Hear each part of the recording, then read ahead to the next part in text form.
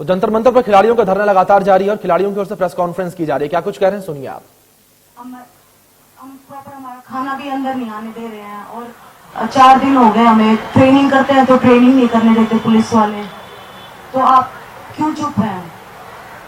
कितना समय हो गया हमें और हम इंसाफ की वेट कर रहे हैं। बस यही कहना चाहूंगी कि आप आओ, हमारी बात सुनो और हमारा समर्थन करो।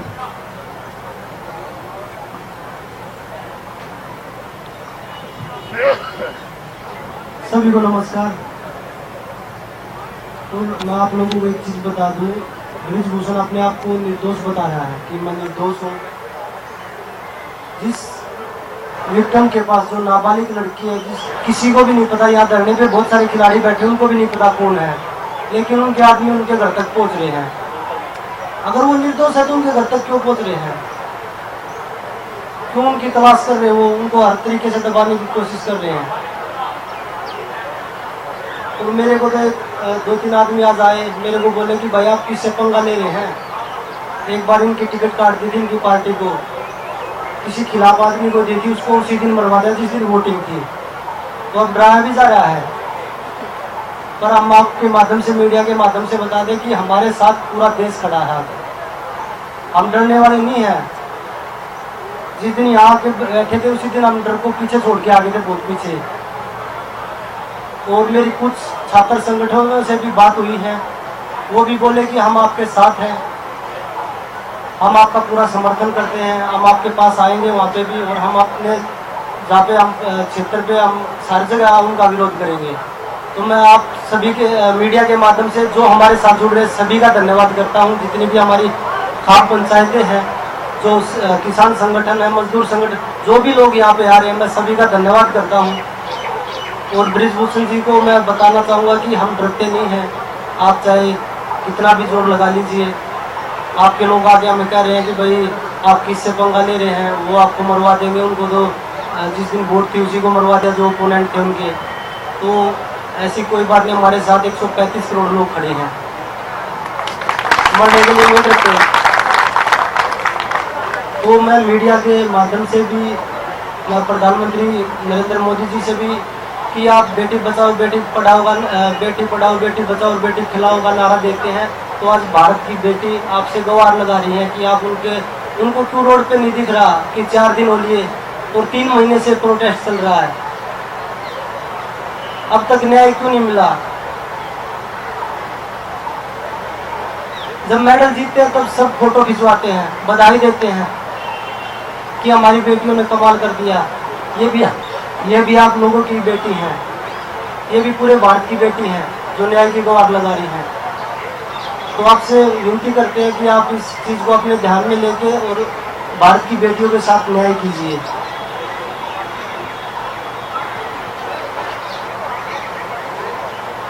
आज रात को 8 बजे हम सब लोग कैंडल मार्च भी निकाल रहे हैं, जो शायद प्रशासन को दिख नहीं रहा है। तो हम एक रोशनी देने का काम करेंगे कि उनको शायद दिखाई दे जाए कि आपकी भारत की बेटियां, हम सिर्फ रेसलिंग के एथलीट नहीं हैं, हमारे पीछे बहुत सारी लड़कियों की भावनाएं जुड़ी हैं, उनके इमोशन जुड़े हैं।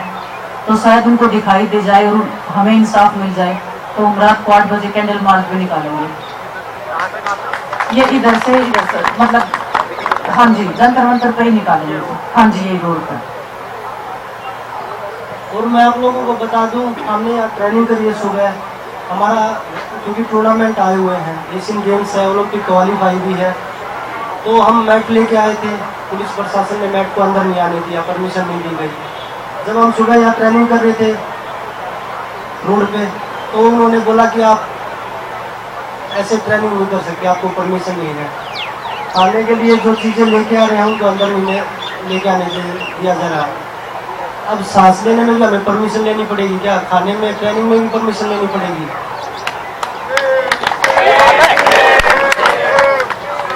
जब मेडल की बात आती है तब तो आप सभी कि हमारे पहलवान मेडल लेके आएंगे।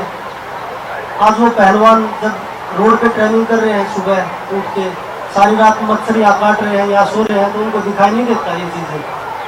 जब रोड पे बच्चे भाग रहे हैं तो उनको दिखाई नहीं देता। जो स्टेडियम में होना चाहिए था वो आज जंतर मंतर पे हो रहा है। तो बड़े हमें भी बड़ा दुख हो रहा है इस चीज़ का। और जितने आप लोग हमारा सहयोग कर रहे हैं, आप सभी का तहे दिल से धन्यवाद करते हैं कि आप लोग हमारे सपोर्ट में खड़े हैं। रोड पर ट्रेनिंग आप कर रहे हैं वो तो वैसे ही रिस्की हो जाता है, ये इम्पोर्टेंट ये रहे कि यूनिवर्सिटी है, फिर क्वालिफायर है, तो ये तो आपको इंजरी का रिस्क है रोड पर ट्रेनिंग। मैच आने नहीं दे रहे मनप्रीत भाई, तो क्या करें, कुछ तो करना ही पड़ेगा, क्योंकि ट्रेनिंग से भी दूर है, अच्छे से खाना नहीं हो रहा, अच्छे से नींद नहीं हो रही, रिकवरी भी नहीं हो रही पूरी तरह। क्योंकि जब मेडल की बात आएगी तो तब सभी देशवासी सहयोग करते हैं। आज भी वो हमारे साथ खड़े हैं। जब सरकार खिलाड़ियों की तरफ मेडल नहीं कहते तो वो बोलते कि ये तो अब नीचे जाने लग रहे हैं, मेडल नहीं जीत रहे, तो हमें वो भी ध्यान रखना है। हमें ट्रेनिंग भी प्रॉपर करनी है। हम 100% तो नहीं कर सकते, पर 10-20% जो भी कर सकते हैं हम यहाँ पे कर सकते हैं।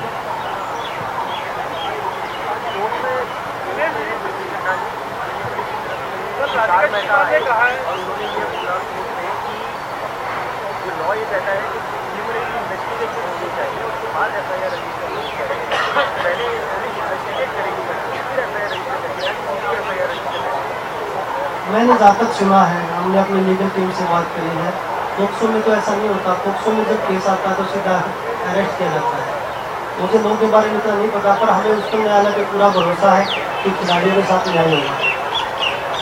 जी आपका सवाल मेरा ये है, तजीम अवस्थी बोल रहा हूँ, उनको बेटे। आपको क्या लगता है सुप्रीम कोर्ट का आदेश अगर आपके हक में नहीं आता है, उसके बाद आपका एक्शन क्या होगा? देखिए, वो हमारी लीगल टीम काम कर रही है और अभी हम इस पर कोई कमेंट नहीं करेंगे, क्योंकि हमें न्यायालय पे पूरा भरोसा है। और कोई भी लड़की जब आगे आई है पूरी हिम्मत के साथ आई है, और उस दिन न्यायालय पे हमें पूरा भरोसा है कि वो हमारे साथ न्याय करेंगे। 7 लड़कियों ने भी कंप्लेंट दी है, तो वो चीज़ें अभी हम उस पर कुछ नहीं बोलना चाहेंगे। साथी आपने एक बड़ी इमोशनल अपील करी है प्राइम मिनिस्टर मोदी को कि आप बेटी बचाओ, बेटी पढ़ाओ, बेटी खिलाओ का नारा लगाते हैं। आप लोग क्या ये चाह रहे हैं कि वो आपको जिस तरह आपके मेडल जीतने पर घर पे इन्वाइट किया था, बातचीत हुई थी, सुना था, इसी तरह से आज भी आपको बुला करके आपकी बात सुनी, यही आप चाहते हैं? हाँ, बिल्कुल यही चाहते हैं हम कि एक बार कम से कम बुला के हमारी बात को सुने। हमारी मतलब जो हम सच्चाई बोलना चाहते हैं, क्या पता उन तक नहीं पहुंच रही हो, तो हम अपनी जाके उनसे बात करना चाहते हैं, हमारी बात सुने। तो विनेश, आपको क्या लगता है कि अभी तक क्यों आपकी इन बातों का वो ध्यान नहीं दे पाता है? क्या ये किस वजह से ऐसा हो सकता है? बिकॉज की मुस्लिम सेम पार्टी के हैं और उनकी पार्टी के ऊपर भी ये लांछन लगता है, या क्या कारण है, क्यों नहीं बुला रहे? वही जो साक्षी बता रही है कि क्या पता उन तक आवाज़ ही नहीं पहुंच रही हो हमारी, तो हम मिलने का टाइम मांग रहे हैं। हमारे पास कोई ऐसे कॉन्टैक्ट नंबर भी नहीं है कि उनसे संपर्क कर सकें, लेकिन हम मीडिया के माध्यम से ही हम उनसे रिक्वेस्ट कर सकते हैं कि हमारी, क्योंकि हम स्टार्टिंग से यही बोल रहे हैं कि प्रधानमंत्री जी से हमें मिलना है, हम उनके सामने बात रखना चाहते हैं।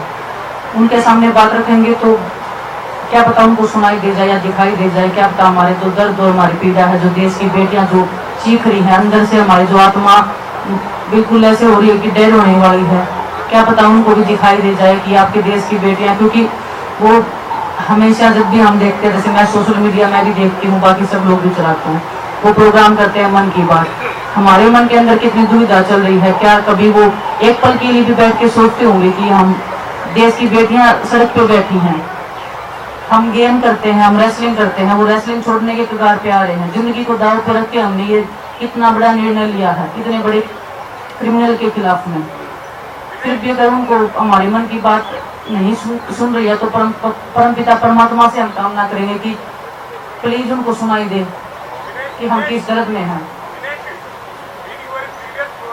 मैंने सबसे एक सवाल किया था कि सरकार का जो ट्रैक रिकॉर्ड है ना, ये काफी लंबे समय के बाद बात है। मैंने तब भी आपको कहा था कि 13 महीने भारत प्रोटेस्ट माना, लेकिन आप सभी ट्रैक लिस्ट को मीडिया की पढ़ाई करने लगे। अभी भी आप ये तमाम लोगों की जो सोशल मीडिया की नीति है, उससे ट्रैक लिस्ट को मीडिया के पास पहुंचा है। क्या आपको नहीं लगता कि आप ट्रैक लिस्ट पे आप आज भी भरोसा कर रहे हो, और क्या लंबे संघर्ष के लिए आप लोग तैयार हो? अब मैं पूरे हरियाणा से आया हूँ, पूरे हरियाणा तो आपके साथ तैयार है। क्या लंबे संघर्ष के लिए विनेश, बजरंग और साथी तैयार है आपकी बात? देखिए, जैसे बजरंग ने कहा कि 135 करोड़ देशवासियों की आस, उम्मीद, विश्वास, प्यार, सहयोग, हर तरीके से वो हमारे साथ खड़े हैं, तो वो हमसे आगे बढ़ के लड़ाई लड़ रहे हैं हमारी, तो इससे ज्यादा हमें तो कुछ चाहिए नहीं। हमारी लड़ाई ये सब लड़ रहे हैं। हमने तो शुरुआत की थी, इतना नहीं सोचा था कि हमें इतना सपोर्ट भी मिल जाएगा। जो उम्मीद हमें गवर्नमेंट से थी वो हमारे जो देश के लोग हैं वो हमारी पूरी कर रहे हैं।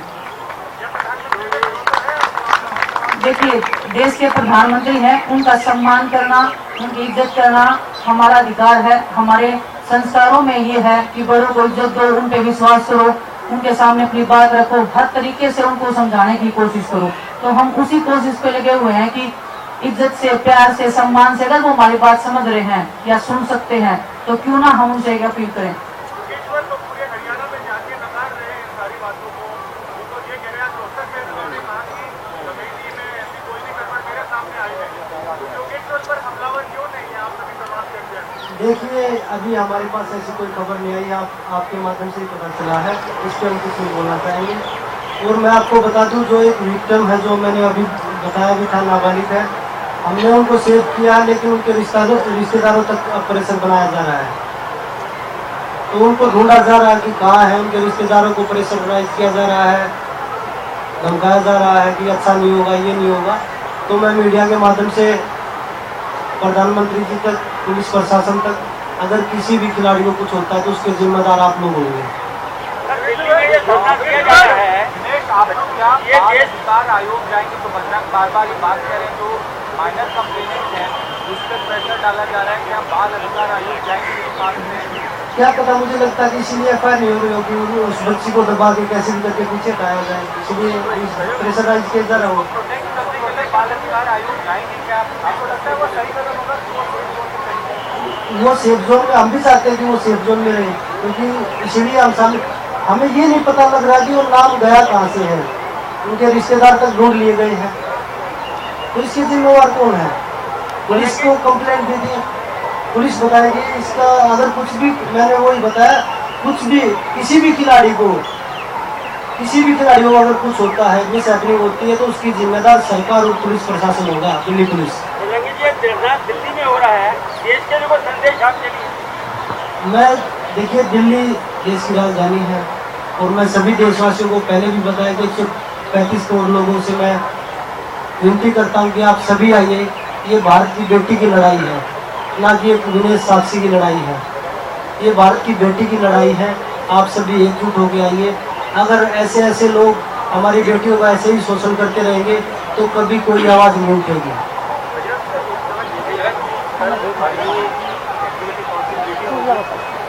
आयोग की एक्टिविटी काउंसिल मीटिंग होगी जिसमें एक और एड हॉक कमेटी बनाने की बात की। क्या आप उस कमेटी को भाई कितनी कमेटी आप देंगे? पहले जो कमेटी बनाई उन्होंने पूरा पढ़ दिया, उन्होंने तो कुछ किया नहीं।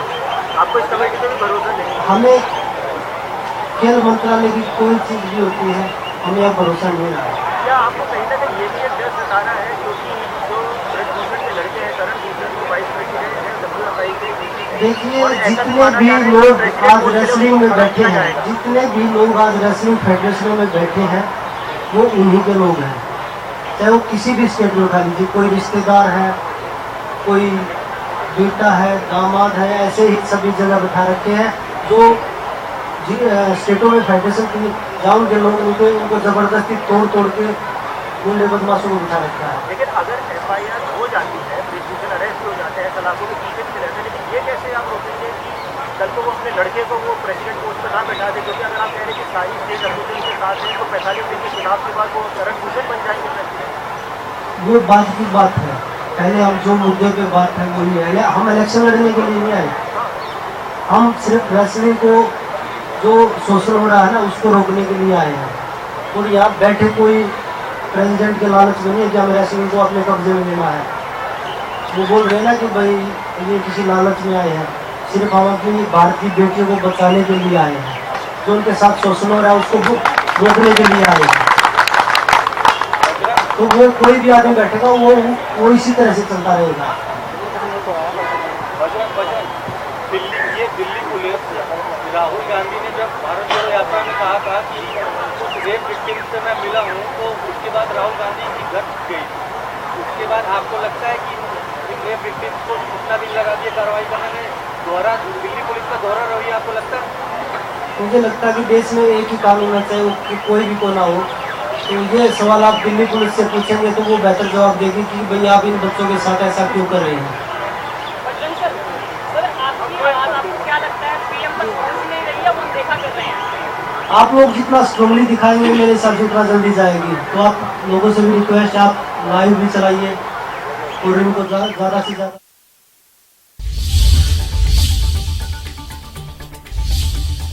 तो बड़ी जानकारी दिल्ली से आप तक पहुंचा रहे जंतर मंतर पर खिलाड़ियों की प्रेस कॉन्फ्रेंस इस तरीके से लगातार जारी है। खिलाड़ी तमाम अपनी मांगों को रख रहे हैं। बजरंग पुनिया ने प्रधानमंत्री नरेंद्र मोदी से गुहार लगाई है प्रेस कॉन्फ्रेंस के दौरान, सरकार बेटियों की आवाज को सुने। पुनिया की ओर से ये अपील की गई है, हमारे साथ पूरा देश खड़ा है। बजरंग पुनिया की ओर से कहा कि भारत की जो जनता है हमारे साथ खड़ी है, हम डरने वाले नहीं हैं, बजरंग पुनिया ने कहा ये।